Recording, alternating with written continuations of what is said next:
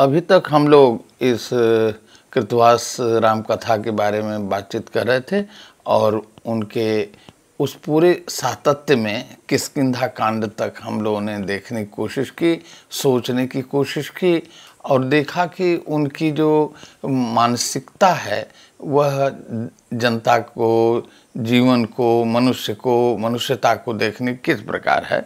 और यही बहुत सी घटनाएं हो चुकी होती हैं। इसके बाद स्थिति ये होती है कि अगला प्रकरण शुरू होता है। अब यह प्रकरण युद्ध के प्रयाण का है। एक तरह से युद्ध के लिए तैयारी हो रही है। अभिज्ञात हो गया है कि सीता लंका में हैं और रावण उन्हें ले गया है। ये सारी खोज हो चुकी है, तो भी ये स्थिति बनती है कि अब कैसे जाया जाए। तो ये चीज़ जो है, पता नहीं क्यों इसका नाम सुंदरकांड हर लेखक ने दिया। इसकी सुंदरता किस बात की है? शायद सफलता की शुरुआत एक आक्रामक रूप में हो रही है, इसीलिए इसमें सुंदरता है और सुंदरकांड कह दिया गया। रामचरितमानस जो तुलसी का है उसमें भी सुंदरकांड है। और प्रायः लोगों ने एक ऐसी भावनाएं बना दी कि सुंदरकांड पढ़ने के बाद हर महिलाओं की, हर व्यक्ति की सारी आकांक्षाएं पूरी हो जाएंगी, क्योंकि सुंदरकांड के बाद ही एक बहुत बड़ी सफलता राम को मिलती है। यह मनुष्यता की सफलता है। तो इस तरह से जो है स्थिति बनती है और जो है सारी लीलाएं जो हैं एक मानवीय संदर्भ में घट रही हैं। यहाँ स्थिति क्या होती है? सुंदरकांड में शुरुआत हो रही है कि समुद्र पार जाने के लिए सारे बंदर, सारी सेनाएं, सब लोग मिल कर के मंत्रणा करते हैं।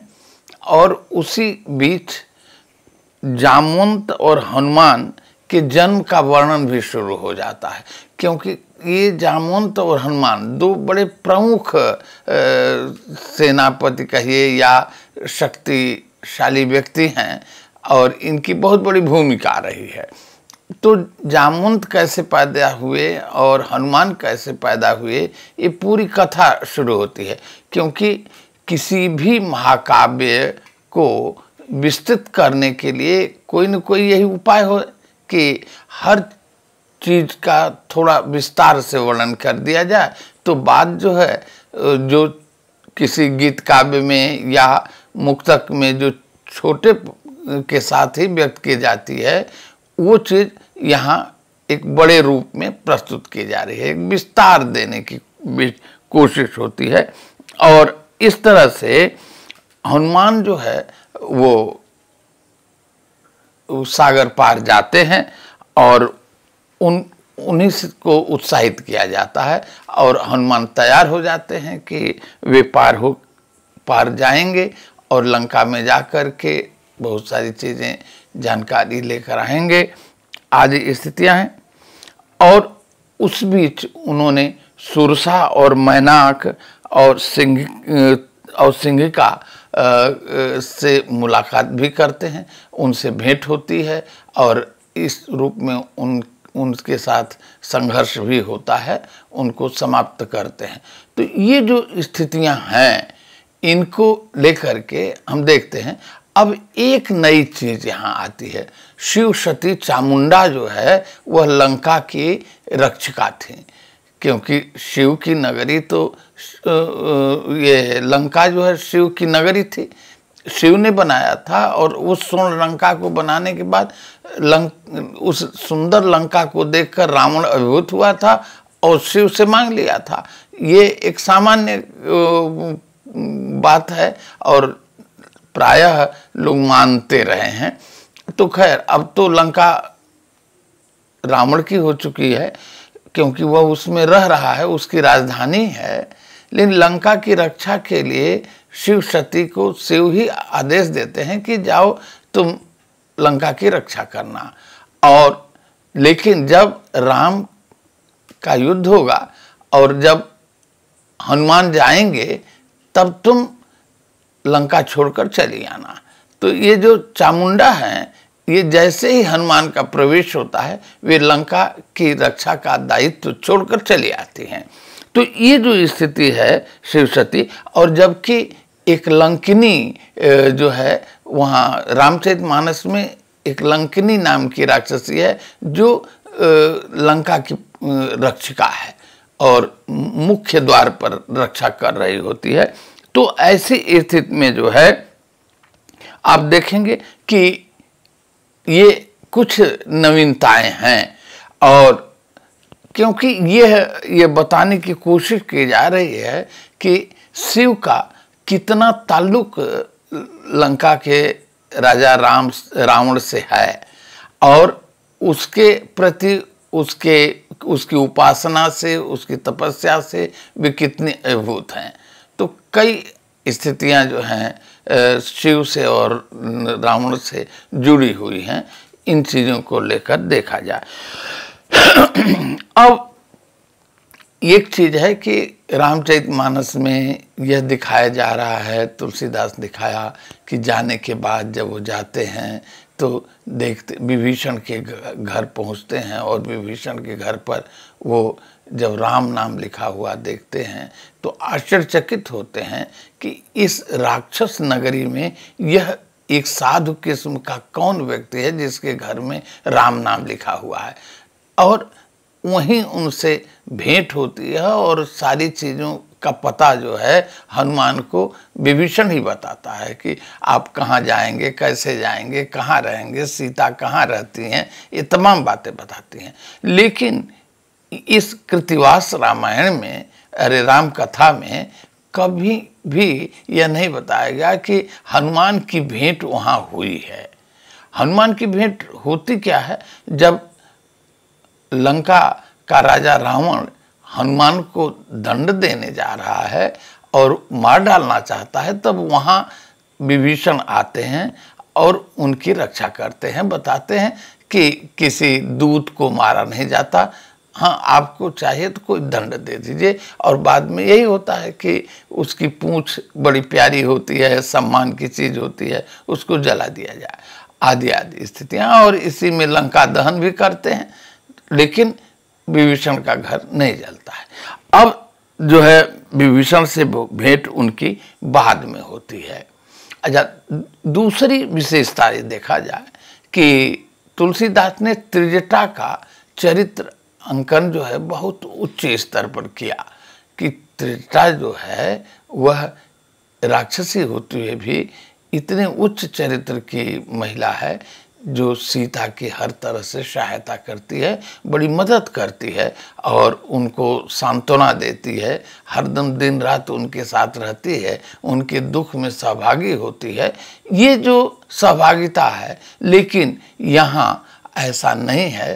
त्रिजटा जो है उनके विरुद्ध ही आचरण करती है। और यहाँ शर्मा नामक एक राक्षसी है जो हमेशा वही भूमिका अदा करती है जो तुलसीदास की त्रिजटा करती है। तो ये एक बदलाव है कि शर्मा जो है हमेशा उनको उपदेश देती है कि ऐसा कुछ नहीं है, और फिर जो है हुआ सांत्वना शर्मा से मिलती रहती है। हनुमान इधर जो है वे सीता से आशीर्वाद लेकर के लौट आते हैं, चले आते हैं। और जब लौट कर आते हैं इसके बाद इधर विभीषण बहुत समझाता है रावण को।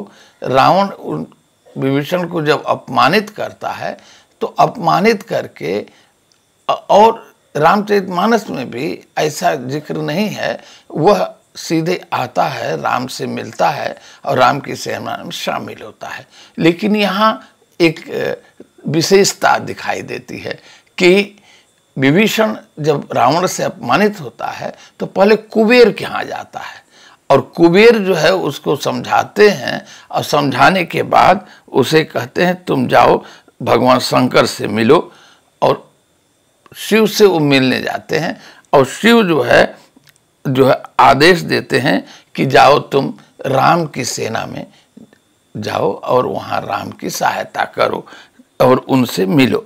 और फिर जब विभीषण जाता है वहाँ, तो समस्या है कि यह कैसे महसूस किया जाए कि शत्रु पक्ष से कोई व्यक्ति आया है, वह शत्रु पक्ष का होकर नहीं आया हो।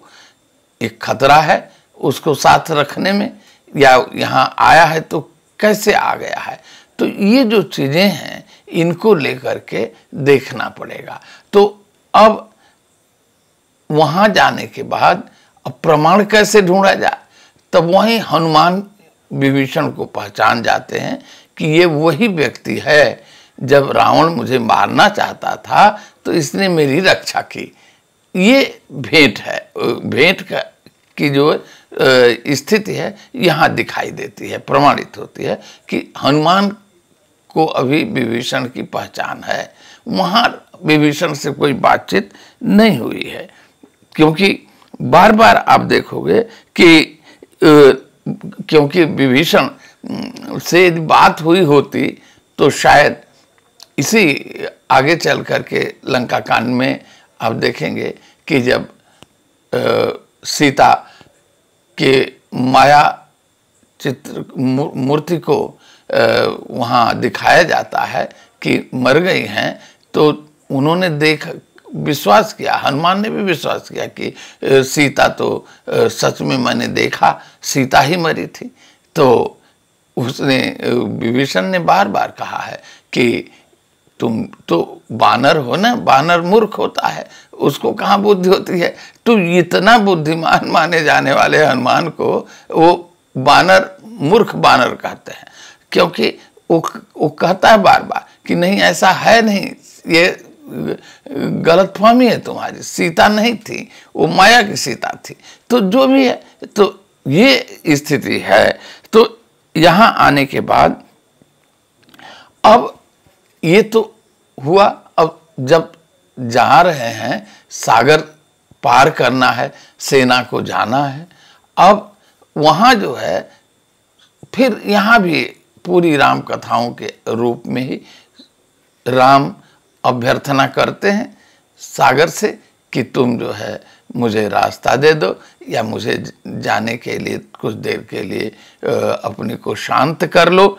लेकिन फिर वहाँ जो है बहुत उपवास भी करते हैं, प्रार्थना करते, उपवास करते हैं, लेकिन वो नहीं मानता है। और इस बीच फिर उनको ये लगता है कि बिना दंड दिए यह नहीं मानेगा, यह मूर्ख है, जाहिल है, या जो भी है अपमानजनक स्थिति में उसको देखा जाता है। और अंत में वह अपने चिर सम्मान की रक्षा के लिए सामने आता है, हाथ जोड़ता है और कहता है कि आप इस पर पुल बना लें और चले जाएं, मैं आप उस पुल को गिरने नहीं दूंगा। आज स्थिति है। तो अब देखिएगा कि वो जो पुल निर्माण की स्थितियां हैं उसमें और कथाओं में नल और नील की बात आती है कि नल नील दो व्यक्ति हैं जो उस पत्थर को छूते हैं और पत्थर जो है तैरने लगता है। लेकिन यहाँ नील की बात नहीं आती, केवल नल की बात आती है। तो ये जो क्यों नील को छोड़ दिया गया, नल को ही रखा गया। और आज तक तो ये कहते हैं कि अकेले कोई कार्य नहीं होता, कोई न कोई सहयोगी होता है नील का, लेकिन यहाँ कोई उल्लेख नहीं है। तो इन चीज़ों को लेकर के हम लोग सोच सकते हैं और इसके बाद जो है आगे बातचीत होगी। और इस प्रकार जो है लंका अभियान की ओर चलते हैं लोग। तो ये जो स्थिति होती है, और लंका अभियान में जाने से पहले रावण एक ऐसे राक्षस को भेजता है, यदि वह उसको आशीर्वाद है, जिस किसी के भी और खुली आंख से देख देगा वो भस्म हो जाएगा। वो भस्म लोचन था। और यहीं से सारे युद्ध का वातावरण ही खत्म हो जाता। यदि राम लक्ष्मण को वो देख करके जला देता तो विभीषण कहता कि ये भस्म लोचन आ रहा है, पहले इसको मारिए, और भस्म लोचन का वध करते हैं और वहीं से वह तो खत्म हो जाता है। अब इस भस्म लोचन के साथ जो है पूरी की पूरी सुंदर कांड की घटना जो है समाप्त होती है और सेना जो है आगे विस्तार करती है और लंका में पहुंच करके अपना स्थान ग्रहण करती है। और वहां जाने के बाद अब फिर सारी घटनाएं जो हैं वो कृतवास ने लंका कांड में रूपायित किया है, जिसको हम लोग बाद में देखेंगे। क्योंकि सुंदर कांड में यहाँ तक स्थिति आती है कि वह जो है प्रयाण की एक प्रक्रिया शुरू होती है। अभी सागर के इस पार ही सेना है और उस पार तक जाना है, और उसके पहले सब कुछ जो है जान लेना है कि कौन सा रास्ता होगा, कहाँ जाएंगे, कैसे रहेंगे, ये तमाम चीज़ें देखेंगे। और एक सबसे बड़ी विशेषता है कि वहाँ जाने से पहले सुक और सारण जो है दो गुप्तचरों को भेजा जा रहा है कि देखे कि राम की सेना कैसी है।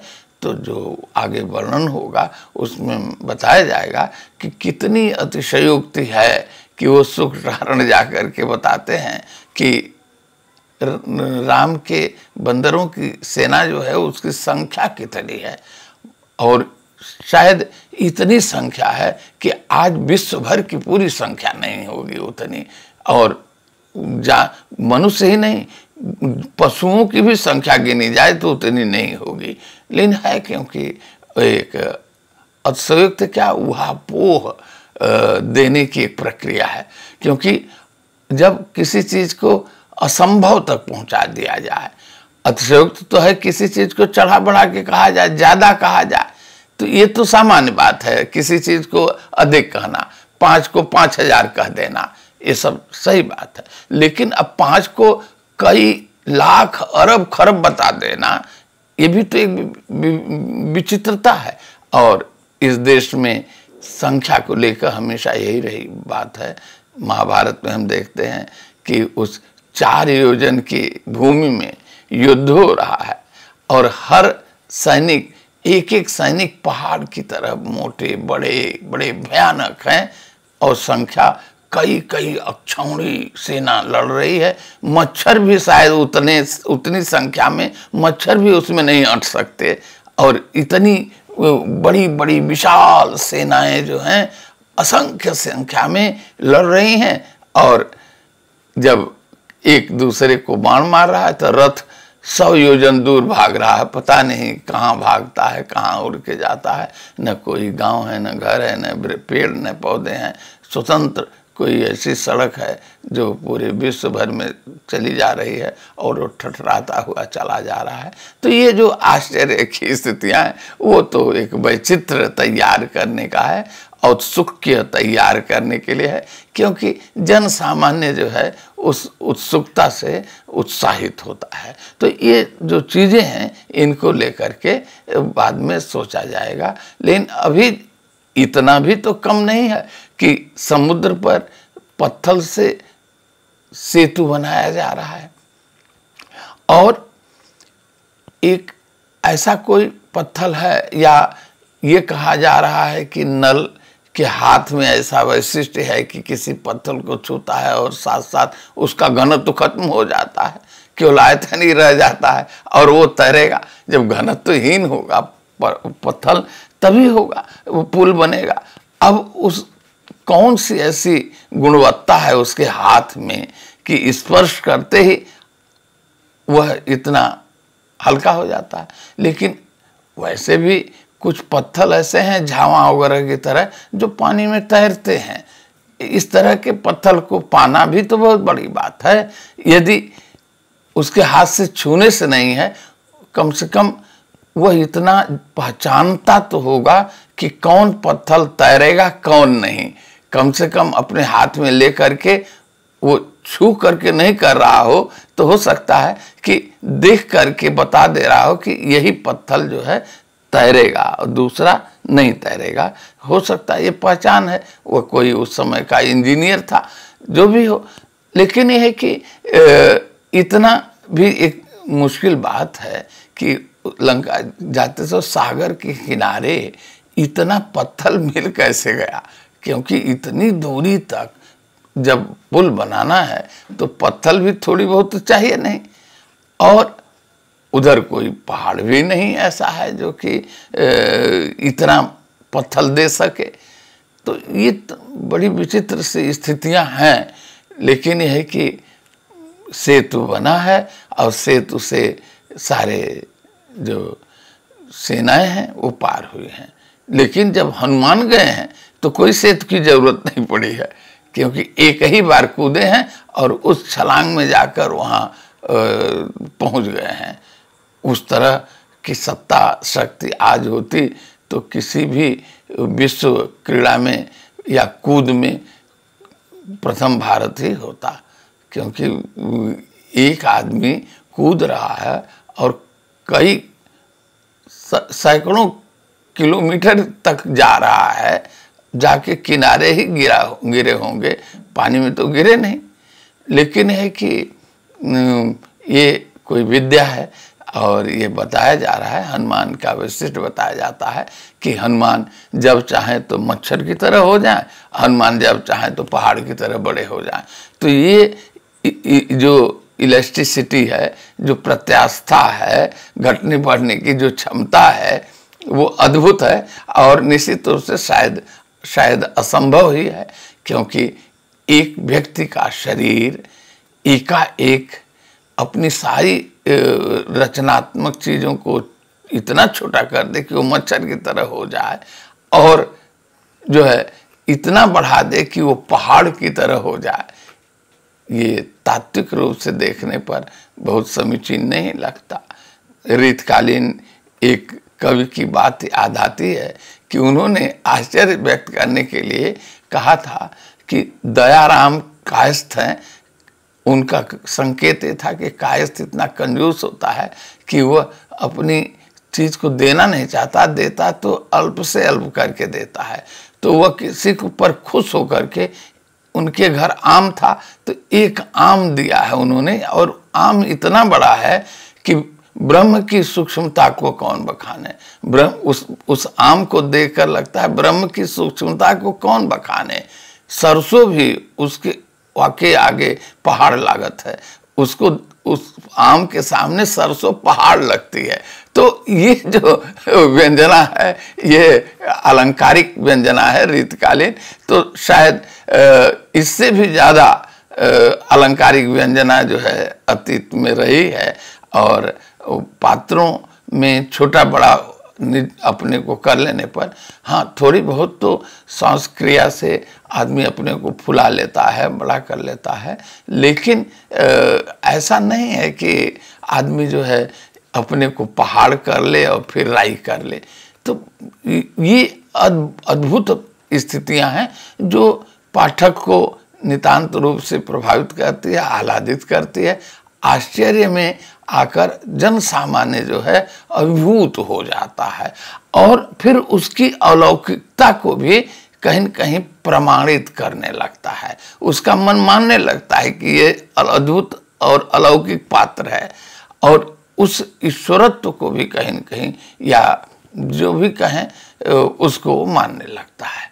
तो कुछ ऐसा नहीं लगता, कोई वैज्ञानिक नहीं लगता। ये वैसे ही है जैसे भूत के लिए है कि लोग कहते हैं कि कभी सांड हो जाता है, कभी भैंसा हो जाता है, कभी सियार हो जाता है, कभी बिल्ली हो जाता है। पता नहीं उसके वो हड्डियाँ, वो त्वचा, वो तमाम प्रकार के शरीर के तंत्र कहाँ चले जाते हैं और कब किस रूप में बदल जाते हैं, इतना जल्दी फॉर्मेशन कैसे हो जाता है। क्योंकि किसी भी जीव के बनने की एक प्रक्रिया है जो उन दो युग्मों के मिलने से मादा के पेट से ही पैदा होता है, ऐसा कभी संभव ही नहीं है। हाँ, नाटकों में कोई रूप बनाया जा सकता है या बहुरूपियों की तरह रूप बनाया जा सकता है, लेकिन मनुष्य का इस तरह से बनना बिगड़ना नामुमकिन तो है और शायद असंभव है, क्योंकि जीव विज्ञान में आज तक ऐसी कोई स्पीशीज नहीं मिली।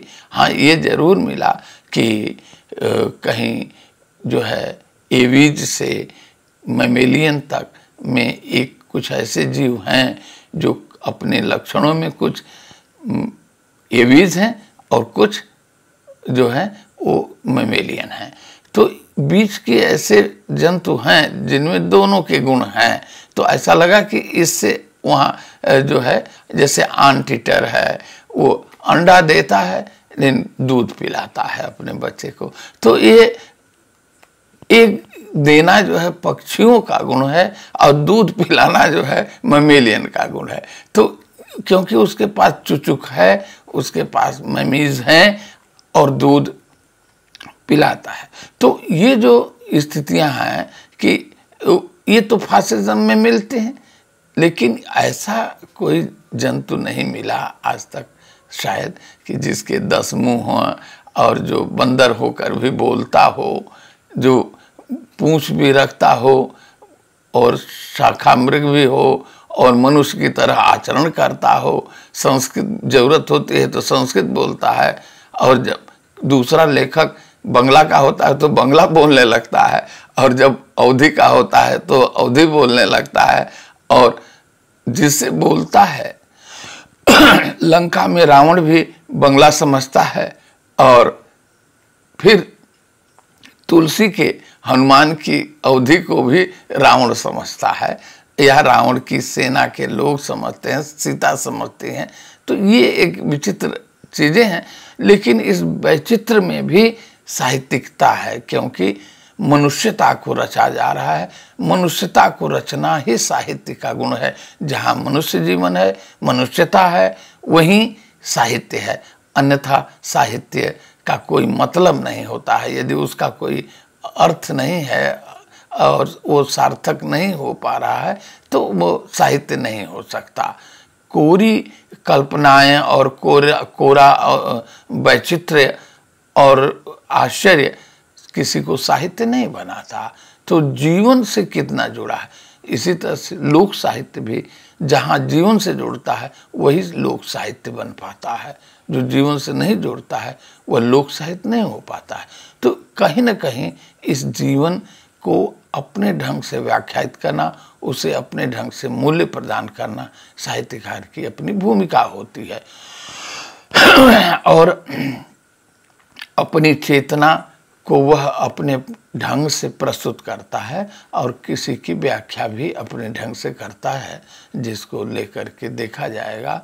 अब तमाम प्रकार की जो शक्तियाँ थीं वो पता नहीं कहाँ विलीन हो गई।